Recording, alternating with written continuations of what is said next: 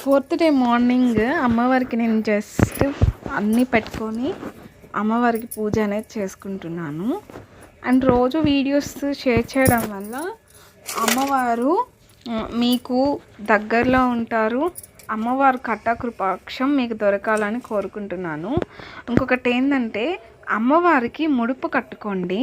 అమ్మవారికి ఎవరైతే ముడుపు కట్టుకోవాలి అని అనుకుంటారో ఫస్ట్ రోజు కానీ 5 days 5th డే కానీ 3rd డే కానీ 7th డే కానీ కట్టుకొని నేను ఇన్ని రోజులు ఉంచుకుంటాను. ఫస్ట్ డే కట్టుకున్నాను అనుకోండి 9 days పెట్టుకోండి.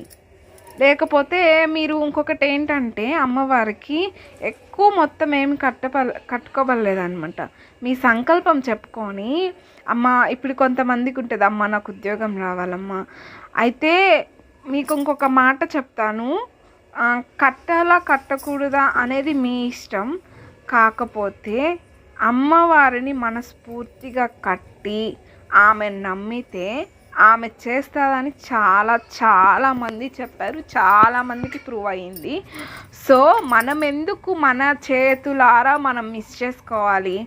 మనకు అంత మంచి సైన్యాధ్యక్షురాలు లలితాదేవికి ఉన్నారు. ఆమెను పూజించుకునే అవకాశం మనకు వచ్చింది. మనం ఎందుకు యూటిలైజ్ చేసుకోకూడదు చెప్పండి? మనకు హిందూస్కున్న బెనిఫిట్ ఏంటంటే ఏ అమ్మవారిని చూసినా ఒక అమ్మవారి అంశే ఉంటుంది. అందుకని మనం భయపడబల్లే. ఈ అమ్మవారిని మనం కొలిస్తే ఆ అమ్మవారు ఫీల్ అవుతారేమో. అమ్మవార్లు నేనైతే ఇంతకుముందు అనుకునేదాన్ని, కానీ అదంతా ట్రాష్. ఇప్పుడు నారాయణ, కృష్ణ, వాసుదేవ, ఇంకా రాముడు, వెంకటేశ్వర స్వామి వీళ్ళందరూ ఒక అంశ. వాళ్ళు ఏం ఫీల్ అవ్వరు, వాళ్ళందరూ ఒకటే. ఈ జగత్కి అంతటికి మూలం అమ్మవారు కాబట్టి ఏ అమ్మను పూజించినా ఆ అమ్మవారిని పూజించినట్టే. సో మనము అమ్మవారికి ముడుపు కట్టించుకునేటప్పుడు అవుతుందో అవ్వదో, నేను అది చేసుకుంటున్నాను కదా. నేను ఒక ఆమెకు చెప్పాను, నేను ఈ ఇయర్ స్టార్ట్ చేద్దాం అనుకుంటున్నాను, మీరు కూడా స్టార్ట్ చేయండి అని చెప్పాను అనమాట. వాళ్ళు నాకు రివర్స్ ఏమేశారంటే, నేను వరలక్ష్మి వ్రతం చేసుకుంటున్నాను, మాకు ఇవన్నీ ఆచరణలో లేవు. ఓకే, మీకు ఆచరణలో లేవు, ఫైన్.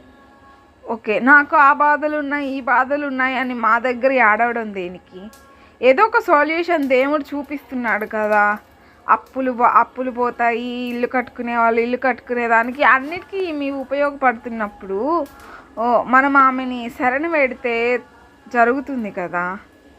అవునా కాదా చెప్పండి? ఆమె ఎవరో కాదు కదా, లలితాదేవి సైన్యాధ్యక్షురాలు, ఆమె అంశే కదా. ఆమె కూడా ఆమెను పూజిస్తే ఈమెను పూజించినట్టు కూడా కదా. ఎందుకు అంత డిఫరెన్సెస్ చూస్తున్నారో నాకు దేవుళ్ళు అర్థం కాలేదు.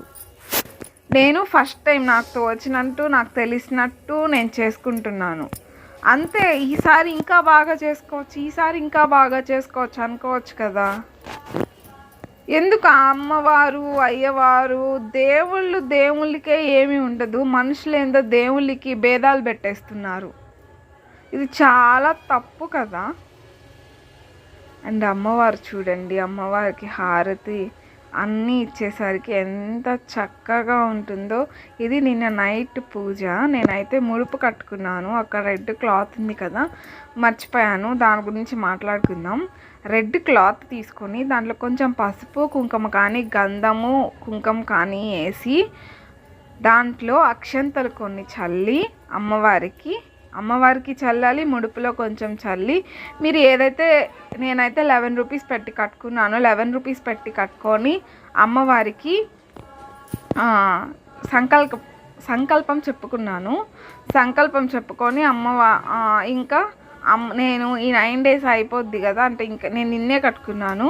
ఈ 5 days అయిపోయిన తర్వాత ఎత్తుకోబోయి మళ్ళీ ఇంకొక డౌట్, ఎవరికి ఇవ్వాలి ఎవరికి చెల్లించాలి అనేది. అమ్మవార్లందరూ ఒకటే. మీ దగ్గరలో ఏ అమ్మవారు ఉంటే ఆ అమ్మవారి గుడికి వెళ్ళి ఆ అమ్మవారికి సమర్పించండి. అమ్మవారు తొందరగా మీకు నెరవేరుస్తారు. ఇంకొకటి ఏంటంటే ధూపం వేస్తున్నాను కదా, ఆ ధూపంలో పచ్చకర్పూరము రాగి చెట్టు బెరడ వేసి అమ్మవారికి దీపం పెడితే చాలా మంచిది. మీరు కూడా ట్రై చేయండి.